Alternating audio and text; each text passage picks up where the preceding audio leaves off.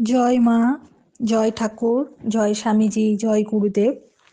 উদ্বোধন কার্যালয় থেকে প্রকাশিত স্বামী পরমানন্দ প্রতিদিনের চিন্তা ও প্রার্থনা এই বইটি থেকে বছরের প্রতিটি দিনই পাঠ করার চেষ্টা করব। আশা করি আপনাদের সকলের ভালো লাগবে।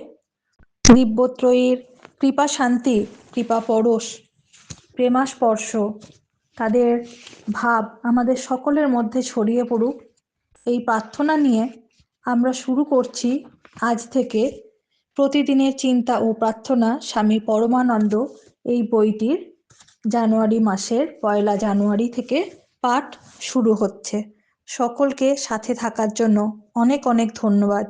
যদি আপনাদের এই পাঠ ভালো লাগে অবশ্যই আমাদের চ্যানেলটিকে সাবস্ক্রাইব করবেন এবং অন্যান্য সকলের সঙ্গে শেয়ার করবেন। অনেক অনেক অনেক ধন্যবাদ। সকলে ভালো থাকুন, সুস্থ থাকুন। জয় ঠাকুর।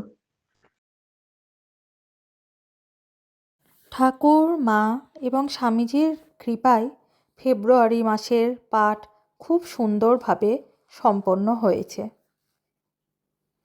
হ্যারো জীবনের এই সুমিষ্ট স্তবক উদ্ঘাটিত করিতেছে সে সৌন্দর্য।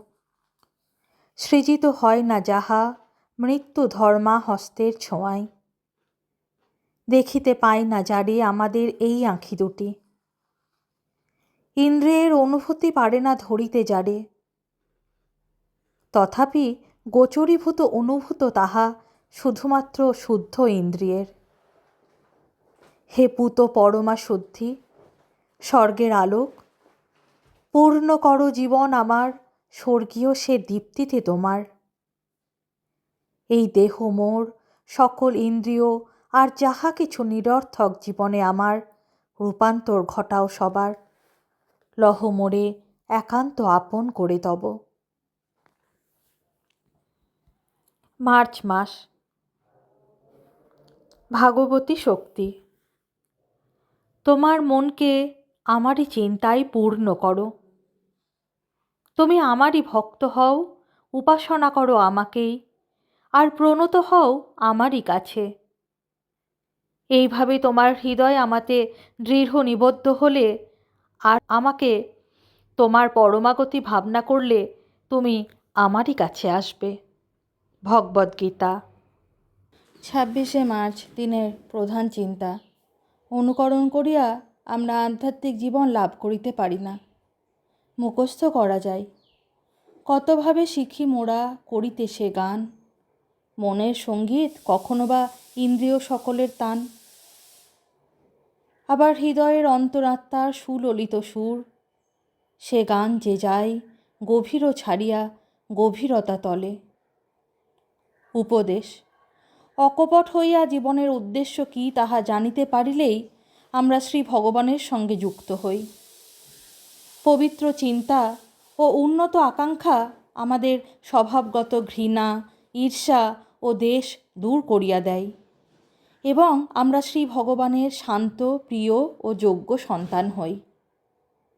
কিন্তু তাহার সঙ্গে এই একাত্ম ভাব ছলচাতুরি বা হিসাব বুদ্ধির সাহায্যে লাভ হয় না।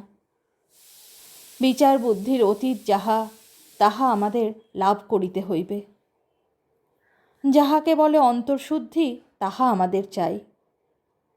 আমরা নীরবতা অবলম্বন করিয়া তাহার সঙ্গে যুক্ত হই তখন, যখন আমরা বহির্জগতের লাভের কথা ভুলিয়া যাহা আধ্যাত্মিক তাহার মূল্য বুঝিতে পারি। প্রার্থনা। হে পরম প্রভু, সকল অস্থায়ী বস্তুর মধ্যে তুমিই একমাত্র চিরস্থায়ী ও সত্য। তুমি সকল জ্যোতির জ্যোতি, জীবনের সার বস্তু। আমার সকল চিন্তা ও প্রাণের আকাঙ্ক্ষাকে তুমি পবিত্র ও উন্নত করো। তোমার পূর্ণ সত্তার কাছে আমাকে আশীর্বাদ দাও, আমাকে একান্তই তোমার করিয়া লও। ওম শ্রী রামকৃষ্ণার্পণমস্তু।